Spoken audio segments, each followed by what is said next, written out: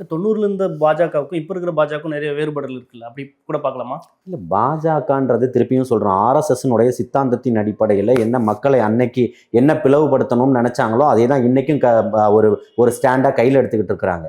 அன்னைக்கு காந்தியை சுட்டு கொள்ளும் போதும் ஒரு இஸ்லாமியரனுடைய ஒரு போர்வை தான் அவர்களுக்கு தேர்வுப்பட்டது கோட்சேவின் கையில். அதுக்காக தான் ஒரு இஸ்லாமியரனுடைய பெயரை பச்சை குத்திக்கிட்டு இருந்தார். இப்படி தான் இவர்கள் பிளவுவாதத்தை ஏற்படுத்தக்கூடியது அன்னையிலிருந்து இன்னைக்கு வரைக்கும். அதில் மாற்று கருத்து இல்லை.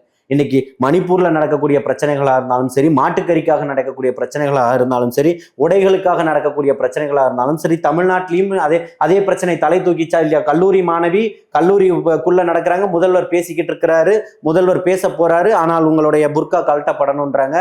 ஒரு இன்னொரு சகோதரி தன்னுடைய ஷால்னு சொல்லக்கூடிய துப்பட்டாவை வந்து கருப்பு நிறத்துல போட்டிருந்தாங்கன்னு பிடுங்கி வைக்கப்பட்டுக்கிட்டு அனுப்புறாங்க. இதெல்லாம் எந்த விதத்துல ஜனநாயகத்துல ஏற்றுக்கொள்ளக்கூடிய? அரசு துறையில RSS ஊடுருவுக்கு அதை நாங்க வந்து வலியுறுத்திட்டு தான் இருக்கோம், கண்டிக்க தான் செய்யறோம் அப்படின்ற மாதிரி தான் சொல்றாங்க அவங்க.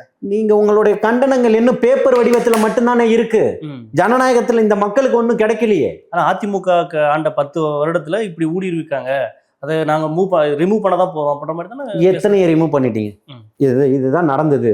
இது வந்து மக்களுக்கானது, இந்த மாதிரி ஒரு பிரச்சனை நடந்ததுன்னு. அன்னைக்கு அதிமுக காலகட்டத்தில் கூட RSS-ஆல இங்க பரேடி நடத்த முடியல.